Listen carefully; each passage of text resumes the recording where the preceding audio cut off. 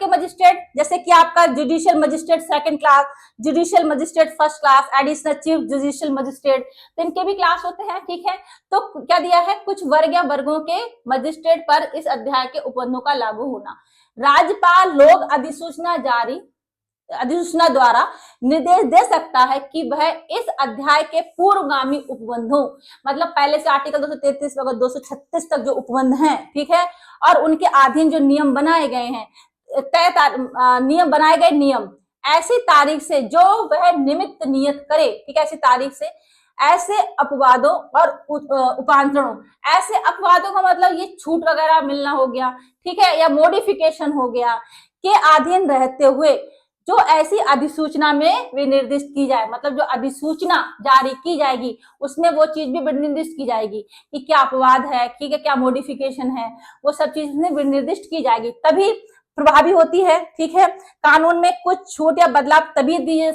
दिए जा सकते हैं जब अधिसूचना में स्पष्ट किए गए हों, ठीक है, नोटिफिकेशन में साफ साफ लिखा गया हो, तभी, ठीक है, तभी वो छूट मिलती है, मतलब तभी वो नियम अधिसूचना में अगर वो चीज स्पष्ट लिखी होगी, ठीक है, तभी वो नियम लागू होंगे, नहीं तो नहीं होंगे। ठीक है, ठीक है, देखिए अर्थ इसका क्या है, ठीक है, आज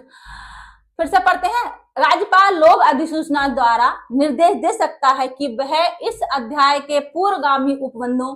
और उनके अधीन बनाए गए नियम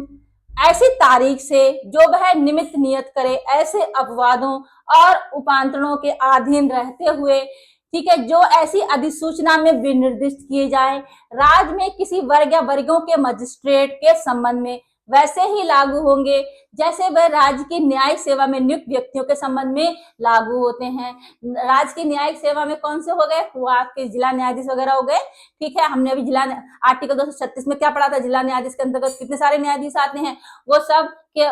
उन पर जो नियम लागू होते हैं अब मजिस्ट्रेटों पर भी लागू होंगे। आया समझ में? ठीक है, इसका अर्थ यह है कि यदि राज्यपाल उचित समझे तो वह एक सार्वजनिक अधिसूचना जारी करके ये निर्देश दे सकता है कि आर्टिकल 233 से 236 जो जिला न्यायाधीशों और अधीनस्थ न्यायालयों से संबंधित नियम हैं के प्रावधान